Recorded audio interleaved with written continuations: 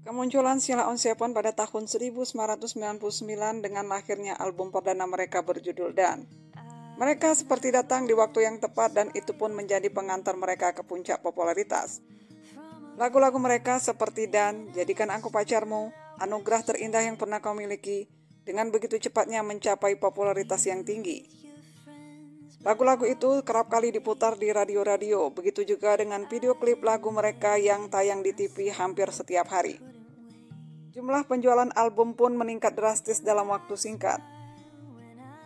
Sebuah band yang datang tiba-tiba dan langsung bertengger di puncak industri musik, menyaingi band-band lain. Sebuah gebrakan baru di mana pada masa itu kebanyakan band-band berasal dari Jakarta dan Bandung. Dan hadirnya Sheila on Seven seperti mengganggu sistem yang sedang terbangun, yaitu sistem yang menempatkan Jakarta dan Bandung sebagai satu poros.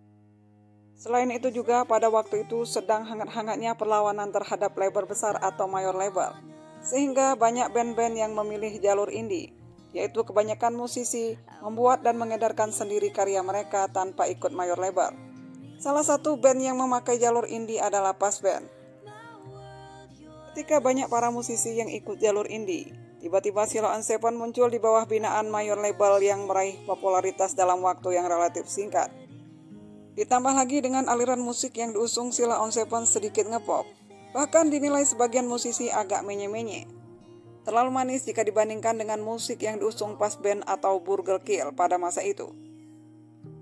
Bahkan ada sebagian orang yang mengatakan bahwa lagu-lagu Sheila on Seven sedikit alay.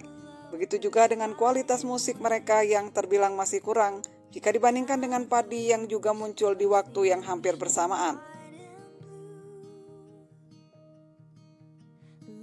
Menurut I.O. yang pernah mengundang atau memakai jasa Sheila on Seven di awal karir mereka setelah peririsan album pertama, mengatakan bahwa permainan mereka di atas panggung masih berantakan dan terkesan serampangan.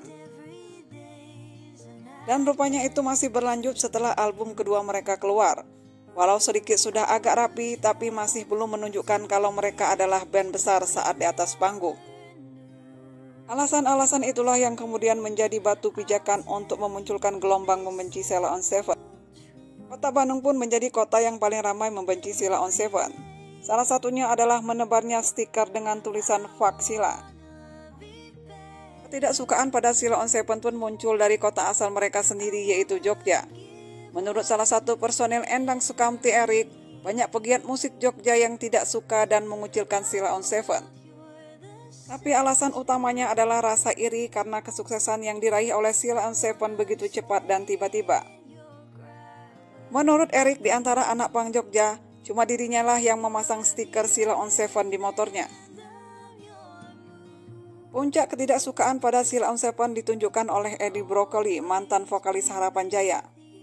Edi yang kala itu adalah VJ MTV pun tampil di publik pada tahun 2003 dengan menggunakan kaos bertuliskan Fuck Sheila on Seven. Aksi Edi pun mengundang banyak komentar, dan juga pihak MTV tempat Edi bernaung kala itu sampai memecat Edi sebagai salah satu VJ-nya. Tapi Edi membantah kalau pencopotan dirinya itu tidak ada kaitannya dengan aksi yang ia lakukan. Tidak hanya Edi Brokoli, Vincent Rompis, mantan basis klub Etis pun secara terang-terangan menyatakan bahwa dia salah satu orang yang membenci Sheila on Seven pada masa itu. Namun seiring berjalannya waktu, pelan-pelan Sheila on Seven pun semakin menampakkan kualitas dan semakin berkembang, baik dari segi musikalitas maupun lirik lagu. Di atas panggung Sheila on Seven pun semakin dewasa. Mereka tampil dengan baik dengan aksi panggung mereka yang membuat penonton terhibur. Bahkan menurut label Sony Music, yaitu label yang menaungi Sheila on Seven, menyatakan bahwa mereka adalah musisi Indonesia dengan perolehan royalti per bulan paling tinggi dari Spotify. Rata-rata per bulan lagu-lagu Sheila on Seven diputar sampai 1 juta kali. Ini membuktikan betapa tingginya popularitas band asal Jogja ini. Tapi pihak label Sony Music juga tidak menampik bahwa aksi panggung Sheila on Seven di awal karir mereka memang kurang memuaskan atau kurang mantap. Hal ini diungkap langsung oleh Yan Johanna selaku pemilik Sony Music. Era sebagai komposer bikin lagunya bagus memang, ya. Lagunya bagus dan bisa diterima di segala lapisan masyarakat. Tapi secara bermusik ngeband itu mereka belum siap. Jadi begitu sukses dengan album pertama tuh, manggungnya juga kurang mantap. Ya, kita bingung tuh, kurang mantap. Waduh, gimana ya? Apa gara-gara soundman atau apa?